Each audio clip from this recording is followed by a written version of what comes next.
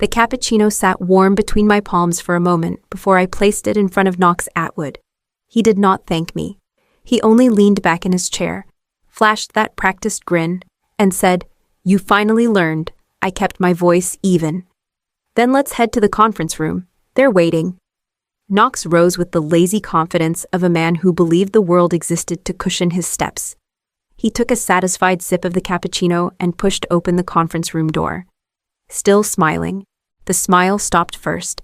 Then the rest of him did. His father, Roland Atwood, was seated at the head of the table.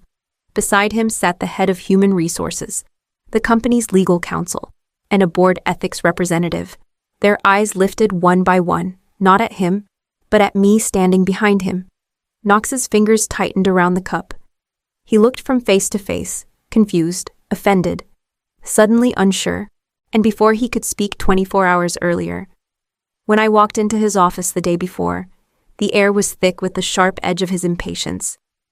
"My name is Marin Calder, Senior Operations Coordinator at Atwood and Fisher Energy Solutions." And for years I had learned to read Knox's moods the way others read weather alerts. He hurled a stack of performance reports toward me without warning. Papers sailed, slapped, scattered across the floor. "Do it again," he snapped. "If you are going to work under me, get it right." I stooped to gather the pages. His shoes stepped closer. A hand clamped around my upper arm, fingers digging in hard enough to make me wince. He leaned in, voice low. "You stay quiet and do your job. That is the only reason you are still here." Someone at a nearby desk looked up, then immediately looked away. No one said a word. I swallowed whatever rose in my throat and forced my breathing to steady. Knox released my arm and stalked back to his desk, as if nothing had happened. I gathered the last page from the floor, stood slowly, and reminded myself to breathe as I walked out of his office with the same quiet he demanded. By the next morning, that quiet had become something else entirely. The day before the cappuccino, I had been standing at the end of the long project table, walking Knox through quarterly performance numbers. My voice was steady, the way it always was when I knew he was already irritated. He flipped through the report pages with sharp, impatient movements. "These projections are wrong," he snapped. "Redo them. They are based on the updated client data," I replied carefully. "Your forecast assumed their expansion would finish before winter, but they delayed construction. The numbers reflect that." Knox pushed back his chair so abruptly it scraped across the floor. "So you are telling me I am wrong?" His tone climbed, hot and loud enough for the team outside the glass walls to hear. "I am telling you what the data shows," I said, keeping my voice even. He grabbed the thick stack of performance reports and hurled it at me. The papers smacked against my chest and scattered across the carpet. Conversation in the adjacent workspace died instantly. I knelt to gather the pages. My fingers were still trembling when his shadow fell over me. He leaned down, his voice a hiss meant for me alone. "Stay in your lane, Marin." His hand clamped around my arm, fingers digging in hard enough that my breath stuttered. I tried to pull back instinctively, but his grip tightened once more before he released me with a shove that passed for a gesture of dominance. Across the room, one of the junior analysts, Tyler, half rose from his chair. Knox flicked his gaze toward him, and Tyler sat down again without a word. I stacked the papers quietly, smoothing the bent corners even though my vision blurred. Knox stood over me, waiting for a reaction he would not get. "I will redo the report," I said finally. "Good, Kurt," he muttered. "Try not to embarrass yourself next time." I walked out holding the papers against my chest, the place where they had struck still burning. My silence followed me into the hallway. Heavy but familiar. I needed this job. My younger sister's tuition depended on it, and there was no one else to help her. But something in me shifted the moment Knox's fingers left my skin, and it had nothing to do with fear. I drove home through the Portland rain with Knox's voice still lodged in my ears, sharp as the impact of those reports against my chest. Every traffic light felt longer than the last. By the time I stepped into my apartment, the silence felt louder than the office had. I hung my coat on the back of a chair, rolled up my sleeve, and stopped breathing for a moment. 4 darkening fingerprints were blooming along my upper arm, swollen and uneven, the shape unmistakable. I touched them lightly. Heat flared beneath my skin, It was just stress. I whispered to no one. Though I already knew it was a lie, stress did not leave marks in the shape of another person's hand. Stress did not dig into flesh with the full intent of reminding someone who held the power. When my phone buzzed on the counter, I glanced over. A group chat message from a former coworker, just a passing update about her new job. But seeing her name pulled a memory forward the day she walked out without goodbye. Eyes swollen, voice quiet when she told me, I can't stay here. Marin, not with him. Another woman before her left after only 3 months. One had filed a complaint that disappeared faster than her resignation letter. Their stories had always sounded distant, something that happened around me, never to me. I pressed my fingers against the bruise again. This time, I let myself feel the full weight of it. When my younger sister called to remind me about her upcoming tuition payment, I forced my voice steady. I've got it handled, I told her. Focus on school. After the call ended, I sat at my kitchen table, the bruise throbbing in rhythm with my pulse. Knox's grip, his voice, the humiliation, all of it circled back, sharper and clearer than it had been in the moment. I had stayed quiet for years because I thought silence kept me safe. But as the bruise deepened, so did the truth. The line I'd allowed him to cross once would never be crossed again. I sat at my kitchen table long after the rain stopped, my laptop open and a growing folder of files staring back at me. Every email Knox had sent dripping with condescension. Every late-night message demanding reports rewritten to match numbers he preferred. Screenshots, voicemails, a photo of the bruise, taken with my hand shaking only once. I whispered each file name as I saved it, steadying myself. You will not disappear. When I dialed Alicia, my throat tightened. She answered on the second ring. Marin, I did not expect to hear from you. I need to ask you something, I said, and I would not be calling unless it was important. She was quiet for a long moment. Then, carefully, this is about Knox, isn't it? He grabbed me yesterday, I said, hard. A sharp breath crackled through the speaker. He cornered me in a conference room once. I filed a report. HR buried it. I believe you, I said. And I think we both know why they buried it. I am filing a formal inquiry. Would you sign a written statement? Alicia hesitated only briefly. Yes. I am not afraid of him anymore. After we hung up, I opened the security portal. Knox had ordered a building-wide safety audit months ago to impress the board, which meant hallway footage was archived for 30 days. I submitted a request under the same audit's guidelines. His own vanity had preserved my evidence. By dawn, I walked into a small office near the riverfront for a confidential consultation. The attorney, a measured woman named Gabrielle Holt, listened without interrupting as I explained each incident. When I finished, she folded her hands. You have more than enough for a legal inquiry, she said, not just for harassment. He manipulated performance metrics. That is fraud. Hearing it spoken aloud pulled something tight and trembling from my chest. I nodded, slow and deliberate, as if my body was catching up to the decision I had already made. The truth was finally gathered, piece by piece, and it was no longer mine to carry alone. I woke before dawn, the sky still a dull gray behind my blinds. For the first time in months, my mind was quiet. No racing thoughts, no dread, just a steady, grounded calm that felt almost foreign. I sat on the edge of my bed, opened my laptop, and typed a short email. To Roland Atwood, subject urgent compliance concern, I added 2 sentences. Attached the documentation index. And hit send.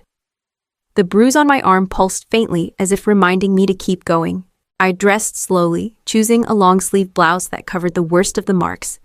As I buttoned the cuffs, I practiced the evenness in my voice, the steadiness in my posture.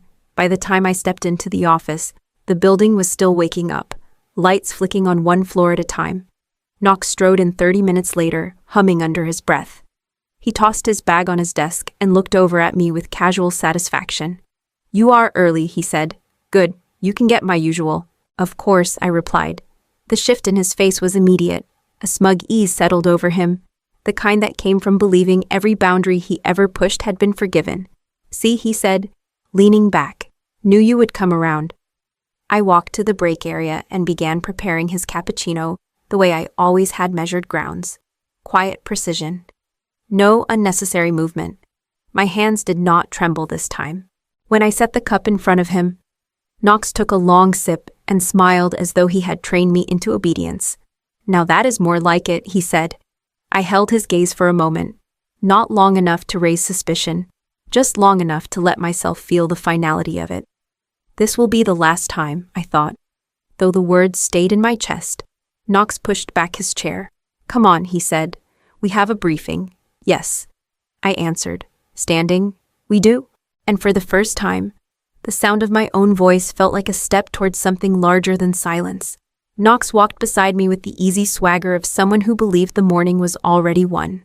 He took another sip of his cappuccino and nudged my arm lightly with the back of his hand, as if we were sharing some kind of private joke. "Make sure you take notes," he said. "Yesterday was a mess." "I remember," I replied. My voice stayed calm, steady. He smirked. "Good." I stopped outside the small conference room, the same one he used whenever he wanted to correct an employee without witnesses. Knox grabbed the door handle without hesitation. "Let us get this over with," he muttered, pushing it open. His foot crossed the threshold. Then the rest of him stopped. Inside, Roland Atwood sat at the head of the table, elbows resting on the polished wood. To his right, the head of Human Resources clutched a notebook as though it might anchor her. Corporate counsel, a sharp-eyed man named Derek Shaw, waited silently beside her. At the far end, a board ethics representative flipped through a binder, each page marked with neat colored tabs. Each binder was identical. Each one carried my name on the cover. Knox blinked once, then twice. Confusion slid into irritation. "What is this?" Roland's voice was quiet, but the words dropped with weight. "Sit, son." Knox gave a short, breathy laugh. "Dad, I have a briefing." "No," Roland said, his gaze unwavering. "You have this." Knox looked at me then, eyes narrowing, as if trying to read a script he had not been handed. "Marin, what is going on?" I stepped inside and closed the door behind us. The click of the latch felt louder than it should have. I moved to the empty chair beside the legal counsel, my hands resting carefully in my lap. Roland nodded toward the seat across from me. "Sit," he repeated. The last of Knox's smile drained away as he realized his room was no longer his. Knox finally lowered himself into the chair, jaw tight, eyes darting between the binders and his father. "I do not understand what this is," he said. Roland folded his hands. "We are here to discuss several allegations brought forward with supporting evidence. Marin, you may begin." The words settled over me slowly. "You may begin." 4 simple syllables I had never been granted in any room Knox controlled. I opened the top binder. "Yesterday morning," I said. Knox threw a stack of performance reports at me during a team meeting. When I picked them up, he grabbed my arm hard enough to leave bruises. Knox scoffed. "Oh, come on, Derek Shaw." The legal counsel lifted a hand. "Let her finish," I continued, my voice steady. This was not the first instance. Knox has repeatedly cornered female employees in private rooms, raised his voice when questioned, and used physical intimidation. Several women left the company abruptly. Some reported incidents that never reached the board. The head of Human Resources shifted in her seat. "We did follow protocol, no," Derek said, turning to her. "You did not. We have a pattern of misconduct that should have triggered mandatory escalation." Knox slammed his palm on the table. "This is ridiculous. They all wanted attention. Marin is blowing everything out of proportion, as usual." I met his glare. "There is also the matter of manipulated data. I saved every version you asked me to alter. The audit logs confirm the access matches your credentials." Roland's face tightened. "Knox, is that true?" "Everyone adjusts numbers," he shouted. "That is how this place runs. Dad, ask her. She does whatever I tell her." His voice cracked under its own force. The room seemed to shrink around him. Roland leaned back, eyes on his son as if seeing him clearly for the first time. "I enabled you," he said quietly. Knox opened his mouth, but no words came. For once, there was no place left for him to hide behind my silence. The meeting ended with no raised voices. No more denials, just a quiet directive from Derek Shaw, effective immediately. Knox is suspended pending a full investigation. Knox shot to his feet. "You cannot suspend me. I am the next executive. Everyone knows that." Roland did not move. "Sit down," he said. "Your building access will be revoked within the hour." "What, Dad?" "This is not negotiable," Derek interrupted. Given the evidence, you cannot remain on site. Knox looked around the table, searching for an ally. No one stepped forward. Even human resources kept her gaze on the papers in front of her. When security arrived at the door, Knox's voice cracked. "You are making a mistake," he said to Roland. "I did everything for this company." Roland exhaled slowly. "You did everything for yourself." After Knox was escorted out, the board convened an emergency session. I waited in a small office while Derek sorted the binders and Roland reviewed the audit logs. By mid-afternoon, Roland stepped inside. "The board has voted," he said. His voice held exhaustion rather than triumph. Knox is permanently removed from all management roles. He will no longer supervise, direct, or evaluate any employee. His candidacy for an executive seat is terminated. The words landed with a quiet finality. Years of his unchecked power cut clean in a single decision. Roland continued, "On behalf of the company, I am issuing a formal apology for what you endured. You will be placed on fully paid leave while we restructure internal oversight." I nodded, unsure how to respond. Roland's expression flickered regret, maybe, or something heavier, but he said nothing more before leaving. When the door closed, I let out a breath I had not realized I had been holding. The room felt still, almost unfamiliar. Nothing external had changed, yet the weight Knox had pressed into every corner of the building had finally shifted. For the first time in a long while, the silence felt like my own. 2 weeks of paid leave passed quietly. When I returned to the office, the air felt different, lighter, though nothing in the building had physically changed. Roland met me outside the executive wing, hands clasped, expression guarded. "Marin," he began, "there is a role I would like you to consider." I waited. He continued carefully, as if weighing each word. "The board approved the creation of a new division, Director of Operational Safety and Employee Advocacy. It would report directly to me. You would have authority to review complaints, audit conduct, and ensure nothing like this happens again." I absorbed the title, the responsibility behind it. "You want me to stay?" I said. Roland nodded. "I want someone who understands the cost of silence, someone who will not look away." The offer held weight, not as an apology, but as a chance to shape something better than what had allowed Knox to thrive. I thought of my sister, of Alicia, of the women whose voices had vanished into quiet departures. "I will accept," I said, "but I am not doing this to protect the company's image." "You are doing it to protect its people," Roland replied. "That is why the role exists." Later that afternoon, as I moved through the hallways collecting my old belongings, a young analyst stopped me. "I heard what you did," she whispered. "Thank you. Most of us never thought anyone could stand up to him." Another woman passed by and simply touched my arm, her eyes shining with something like relief. I did not have the right words for them, so I offered a nod and kept walking. The new position folder tucked under my arm. The door behind me, the one Knox had used to corner and command, no longer felt like a place I belonged. Ahead of me, a different door was waiting, one I could open on my own terms. 3 months after the investigation closed, Knox resigned. No announcement, no farewell email, just a quiet note forwarded by human resources confirming his departure. Word spread quickly that every company he approached cited the same internal ethics reports. He had run out of doors to hide behind, and Roland could not pull him through another one. One morning, as I reviewed new complaint procedures in my office, Roland knocked lightly on the doorframe. He looked older than he had the day Knox was escorted out, but steadier too. "Marin," he said, stepping inside. "I wanted to tell you something without the board listening." I set down my pen. "Of course." He exhaled slowly, as if the words needed clearing. "Your courage saved this company more than anything I ever did. I should have seen what was happening. You made sure no one could ignore it again." I nodded once. It was not forgiveness he was asking for, and not absolution he expected. Just truth. The same thing I had fought for. When he left, I gathered my things and walked through the quiet hallway. Morning light softened the edges of the building, and employees passed with small nods that carried more meaning than they knew. In the break area, I made a cup of coffee my own this time. No foam art, no cappuccino meant to appease anyone, just a simple drink held in my own hands. I carried it with me as I walked toward the large windows overlooking the city. I thought of Knox, not with anger, but with clarity. I had not ruined him. His choices had done that. I had not dismantled the company.